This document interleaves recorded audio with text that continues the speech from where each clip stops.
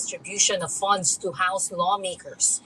That's after one lawmaker noted the 51 billion peso allocation for the congressional district of Davao City lawmaker Paulo Duterte, a son of former President Rodrigo Duterte. Henry Umaga Diaz reports. It was a social media post by Davao City 1st District Representative Paulo Duterte complaining about the 2 billion peso reduction for his district for 2024 that supposedly caught the attention of House Appropriations Committee Chair Elizalde Co to look into the allocation. So when I requested the Appropriations Committee and sa DPWH check the list, doon po ako nagulat. Co said, based on data they gathered, funds allotted for Paulo Duterte's district from 2020 to 2022 totaled 51 billion pesos. This was during the term of his father, Rodrigo Duterte.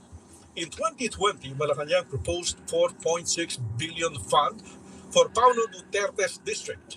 When it was approved by the Congress, more than 8 billion pesos were added, so it became 13 billion pesos. In 2021, Malacanang proposed a 9.6 billion infrastructure budget for Paulo Duterte's district, and when it reached Congress, the amount topped 25 billion pesos. In 2022, the proposal of Malacanang was... Isipin niyo mga kababayan, from 2020 to 2022, nagkaroon ng utay-utay na budget.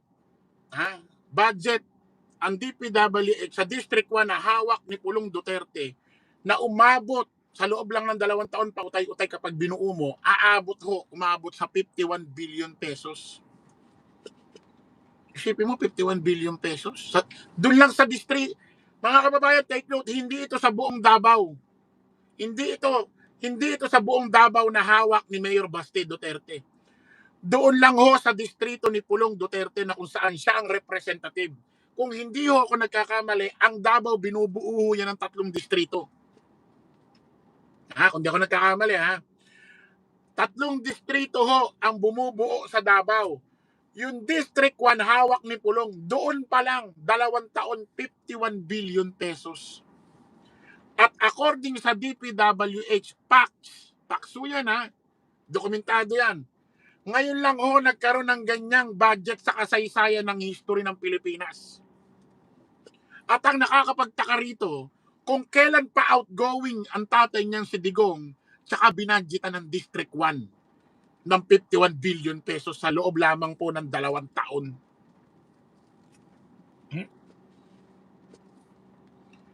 Akala ko ba, ang Davao maayos, maganda na. Bakit kinakailangan budgetan ng ganong kalaki? Parang bahay, maayos naman yung bahay mo, pero may mga konting patsi-patsi na problema. So gusto mong ipa-renovate ng konti. Siyempre, ang gagamitin mong budget diyan, maliit lang. Kasi maayos naman Gusto mo lang pinturahan yung mga patsi-patsi Babudgetan mo, maliit lang. Ngayon, kung yung bahay mo, pinatayo pa ng 1970s, 80s, marami ng sira, gusto mo ipa-renovate, malamang kailangan malaki pondo kailangan mo diyan. Ngayon, kung maayos naman ang Davao, kahit dati pa sa pamumuno ni Digong nung siya ang mayor, bakit 2020 to 2022 kailangan budgetan ng 51 billion pesos? Maayos naman dyan. Sige nga. Paki-explain nga. At bakit pa outgoing si Digong tsaka nag-budget ng ganyan?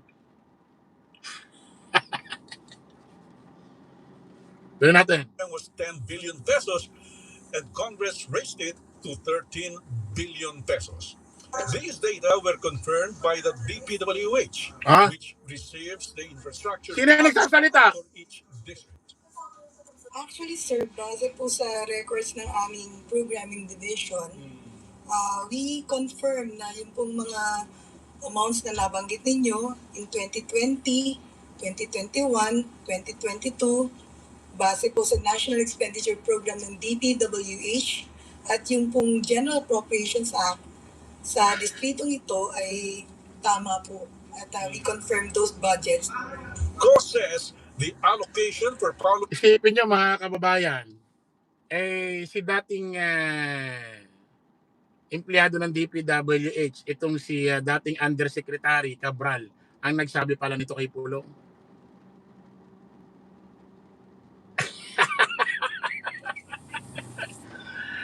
Cabral yung nagpakamatay daw doon sa Baguio, doon sa Cannon Road. Ayan, no? Siya palang nag-bulgar niyan. Pakso yan, no? Dokumento. Sabihin na ng mga didisit, fake news na naman. Parang mga tanga ang putik. Paulo Duterte's district is the highest in Philippine history. Unprecedented. Sobra-sobra. Especially for a developed country. Paano naman nabawasan ng 51 billion nga po yung na-receive niya on the last 3 years. COAS, the average allocation per district is 500 million to 4 billion pesos, depending on the size of the district. The Department of Narinig nyo? Pangkaraniwang budget lang ng isang distrito is 500 million. Pinakasagad is 4 billion. Eh, bakit ito ay umabot ng 2020 to 2022? 2 taon lang, umabot 51 billion pesos. Saan napunta? Ay, mga taga Davao District 1, naramdaman nyo ba yung 51 billion pesos na yan? Sige nga, press 1 nga. May mga taga Davao ba rito, first district? Naramdaman nyo ba yan? 51, ano yan? Naging Dubai na yung lugar ninyo. Naging Dubai na ba yung lugar ninyo? 51 billion pesos sa isang distrito lang, ganun kalaki. Tapos baha pa rin ang baha.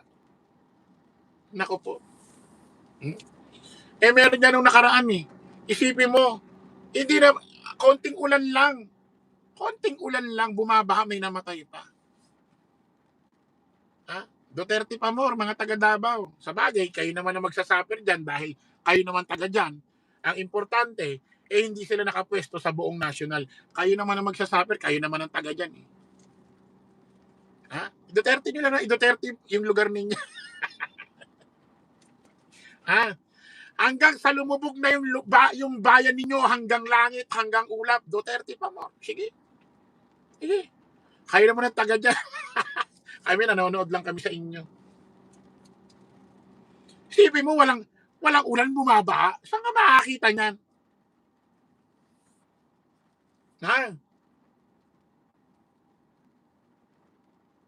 Tingnan natin dito.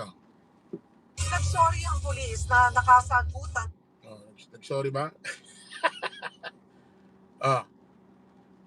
Davao, baha. Kahit walang ulan.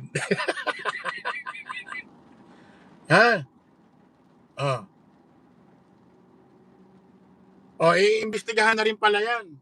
Ang nag-file si Congressman sino ba ito? Antonio Tino. May nag-file na pala nung nakaraan. Sa ombudsman ba yan o sa sa DOJ? Hindi lang daw ulan ang sumisira sa Davao kundi korupsyon. Pegador, wala kang kawala. Pegador, kayo ay maganda. Pegador, galit sa masama. Pegador, ang sa inyo bebe.